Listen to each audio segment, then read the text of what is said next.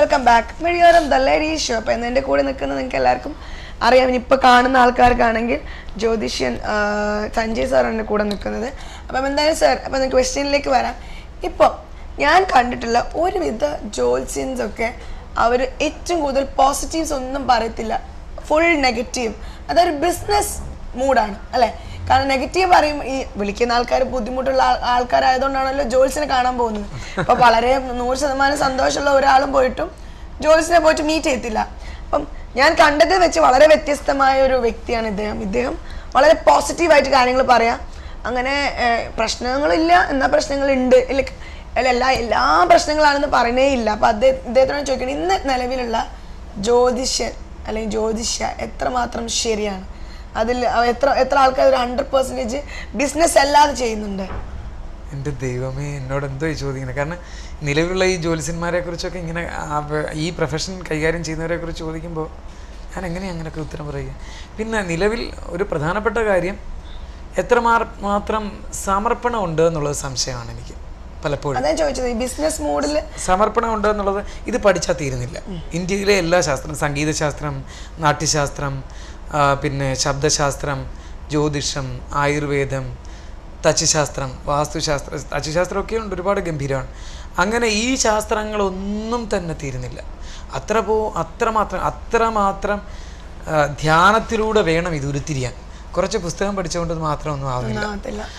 നമ്മുടെ ആ ഒരു 6th സെൻസ് ഇവിടെ നന്നായി പ്രവർത്തിക്കണം. അല്ല സാർ, ഇപ്പം അച്ഛനും അല്ലെങ്കിൽ കുടുംബത്തിൽ ആരെങ്കിലും ജോലിയാന്ന് വിചാരിച്ചിട്ട് എല്ലാവർക്കും അത് ചെയ്യണം പറ്റണമെന്നില്ല. ഒരു കുടുംബത്തിൽ അവരൊക്കെ ആണ്, അപ്പൊ പിന്നെ എനിക്കും ഈ ഒരു ഫീൽഡിൽ തിളങ്ങാൻ പറ്റുമല്ലോ എന്ന് വിചാരിച്ചിട്ട്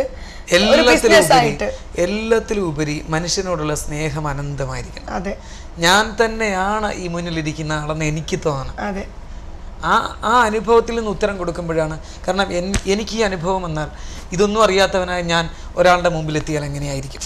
അതല്ലെങ്കിൽ തന്നെ പറയുകയാണെങ്കിൽ പോലും അത് പറയാൻ കുഴപ്പമില്ല. അത് ഇത്ര ഒരു സമാധാനത്തിന്റെ വാക്കിലൂടെ പ്രൊഫഷൻ എന്നുള്ളതിനേക്കാൾ ഉപരി എൻ്റെ അടുക്ക ഞാൻ തന്നെ വന്നിരിക്കുന്നു ചോദ്യം ചോദിക്കാം എന്നുള്ള ലെവലാണ് ഈ നിമിഷം വരെ ഞാൻ ഈ മേഖലയിൽ തുടരുന്നത്. അതുകൊണ്ട് തന്നെ 99% ഞാൻ ചെയ്യുന്നത് ഫലിക്കുന്നുണ്ട് എന്ന് എനിക്ക് നല്ല ആത്മവിശ്വാസമുണ്ട്. ഞാൻ എല്ലാം പ്രീവിയസ് എക്സ്പീരിയൻസ് എല്ലാം രേഖകളാക്കി മാറ്റുന്നുണ്ട്. എത്ര 2 ലക്ഷത്തിൽ പരം പ്രാവശ്യം ഒരാൾ തന്നെ 3-4 പേരുടെ വെച്ച് നോക്കും, ചോദിക്കും. പിന്നെ ഇത്രമാത്രം പേരുടെ എങ്ങനെ നോക്കി, ഇതെല്ലാം നമ്മൾ കണക്കെടുക്കുമ്പോൾ നമുക്ക് എത്രമാത്രം ഇനിയും എനിക്ക് ഡെഡിക്കേഷൻ പോരാ എന്ന് എനിക്ക് തോന്നാറുണ്ട് ചില കാര്യത്തിൽ. കാരണം അവരുടെ ഹൃദയത്തിലേക്ക് ഇറങ്ങി ചെല്ലണമെങ്കിൽ ജ്യോതിഷം പഠിച്ചാൽ മാത്രം പോരാ. നന്നായി ജപം വേണം, നന്നായി ധ്യാനം വേണം. എല്ലാത്തിലും ധ്യാനം ചെയ്തോറും സ്നേഹവും കൂടിക്കൊണ്ടിരിക്കും. അപ്പോൾ എനിക്ക് എൻ്റെ ഭഗവാനെ എൻ്റെ മുന്നിലിരിക്കുന്ന ആളിനോട് എനിക്ക് എങ്ങനെയാണ് സഹായിക്കേണ്ടത്?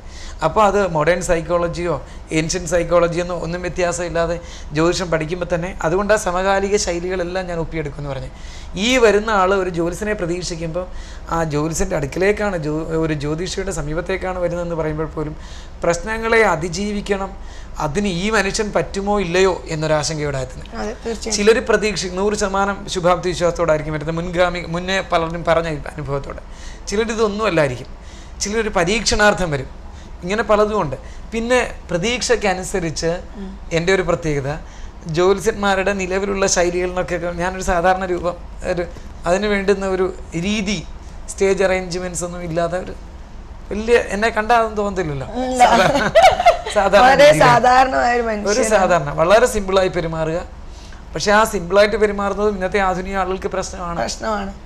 എന്തായാലും ഈ ഒരു വ്യക്തിയെ നിങ്ങളെല്ലാവരും വളരെ ജെന്യുവനായിട്ട് കാര്യങ്ങൾ പറയുന്ന ഒരു ജ്യോതിഷിയാണ് എൻ്റെ കൂടി. എന്തായാലും ഈ ഒരു ആസ്ട്രോളജിസ്റ്റ് നിങ്ങളെല്ലാവരും പോയി മീറ്റ് ചെയ്തിട്ട് നിങ്ങളുടെ പ്രശ്നങ്ങൾക്ക് പരിഹാരം കണ്ടെത്തുന്നത് എനിക്ക് ഉറപ്പാണ്. കാരണം നമുക്ക് കൂടെ ഇരിക്കുമ്പോൾ നമുക്ക് അറിയാൻ പറ്റും അദ്ദേഹത്തിന് എത്രത്തോളം ഒരു പോസിറ്റീവായിട്ട് നമ്മുടെ അടുത്ത് പറയാൻ പറ്റുന്നു.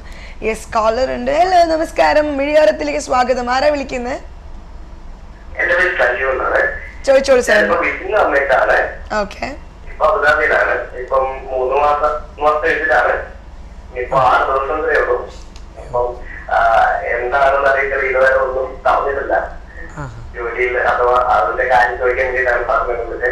സഞ്ജു, നക്ഷത്രം എന്താണ്? ഉത്രാടം. അയ്യോ, അപ്പം മിക്കവാറും ഉത്രാടം മകരക്കൂറുകാരനായിരിക്കും സഞ്ജു. മകരക്കൂറുകാർക്കെല്ലാം 6ൽ വ്യാഴം നിൽക്കുകയാണ്. 6ൽ വ്യാഴം നിന്നാൽ നമ്മുടെ നാട്ടിൻപുറത്തൊരു വാക്കുണ്ട് നീറുവെന്ന്. 6ൽ വ്യാഴം നിന്നാൽ നീറുവെന്ന്. കാരണം വിചാരിക്കുന്ന കാര്യങ്ങൾക്കൊക്കെ ഒരുപാട് പ്രശ്നം ഉണ്ടാകുന്ന സമയമായിട്ടാണ് കാണുന്നത്. എങ്കിലും സഞ്ജു 6 ദിവസം മാത്രമല്ലേ ഉള്ളൂ എന്നല്ലേ പറഞ്ഞേ? അയ്യോ, അത്ര മാത്രം ഇങ്ങനെ ഒരു ക്രിട്ടിക്കൽ അല്ലേ?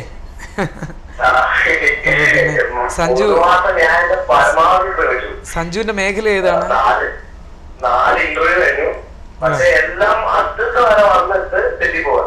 അയ്യോ, സഞ്ജു എത്രമാത്രം എന്താണ് സഞ്ജുവിന്റെ ഫീൽഡ്? ഇൻഫർമേഷൻ. സഞ്ജു ഇനിയിപ്പോ എന്നെ ഒന്ന് അടിയന്തരമായിട്ടൊന്ന് കാണാനൊക്കെ ഒന്ന് നോക്കൂ വന്ന്. എന്താ താഴെ കാണുന്ന നമ്പർ ഉണ്ട്, നമ്പർ ഇവിടെ സ്കോറിൽ വരുന്നുണ്ട്, അത് എഴുതിയെടുത്തിട്ട് സാറിനെ വിളിക്കാം, വിളിച്ചാൽ മതി. എല്ലാ പ്രശ്നങ്ങളും പരിഹാരം, ഒന്നുകൊണ്ട് വിഷമിക്കണ്ട അല്ലേ? അതെ അതെ അതെ. സഞ്ജു ഒരു മെയിൽ അയക്കൂ എനിക്ക്, sanjayanmangalam@gmail.com. മംഗലം MANGALAM. ശരി, വിളിച്ച സന്തോഷം സഞ്ജയ്. യെസ്. അപ്പൊ സാർ നമുക്ക് വീണ്ടും തിരിച്ചു വരാം. ഈ ആസ്ട്രോളജിയും ഈ അസ്ട്രോണമിയും തമ്മിലുള്ള ഒരു ബന്ധം എന്താണ്?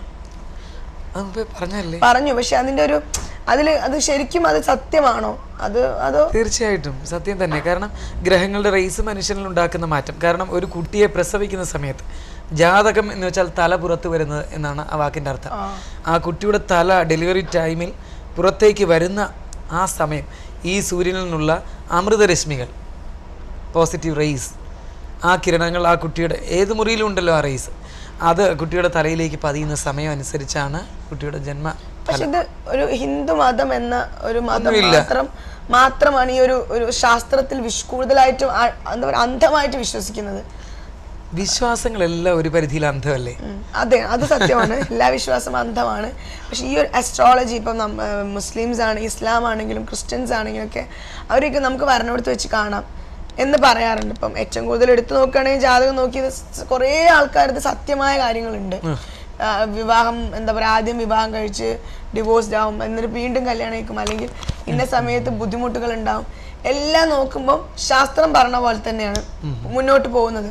പക്ഷെ എന്തുകൊണ്ട് ഇത് എല്ലാ മതങ്ങളും ഒരുമിച്ച് അതിന് ആക്സെപ്റ്റ് ചെയ്യും? അങ്ങനെ ആയിരിക്കില്ല. എല്ലാ സ്ഥലങ്ങളിലും അതാത് കാലയളവിലെ പണ്ഡിതന്മാർ അത് സൃഷ്ടിച്ച് കാണാം.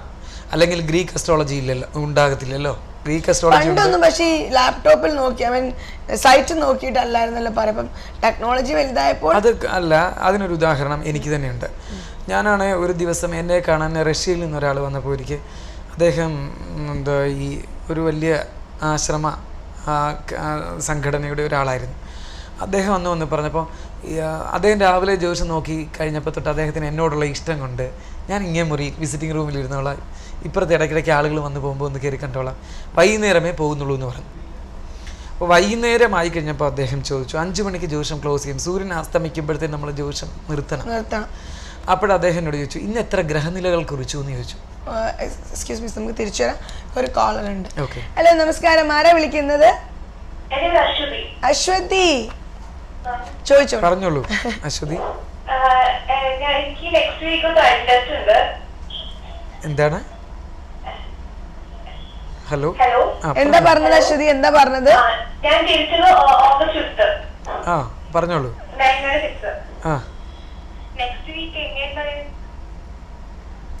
Next week. ഹലോ, അശ്വതിയുടെ നാളെന്താണ്?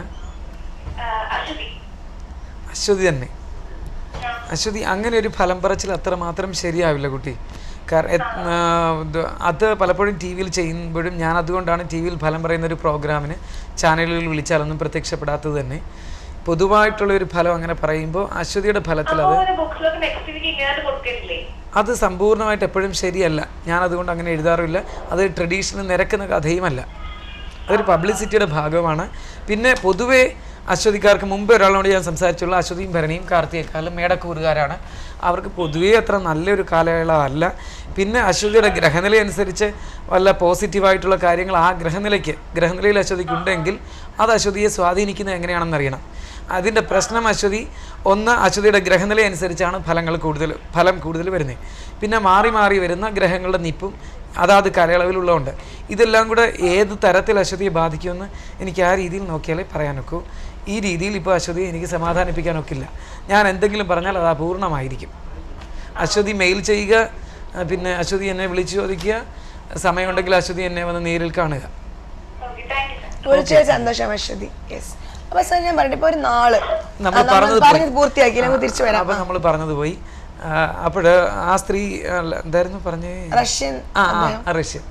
അപ്പോൾ അദ്ദേഹം എന്നോട് പറഞ്ഞു ഇന്ന് എത്ര ഗ്രഹനില ചെയ്തു എന്ന് ചോദിച്ചു. ഞാൻ പറഞ്ഞു 42 ഗ്രഹനില. എനിക്ക് മാജിക് സ്പീഡാണ് കണക്ക് കൂട്ടാൻ.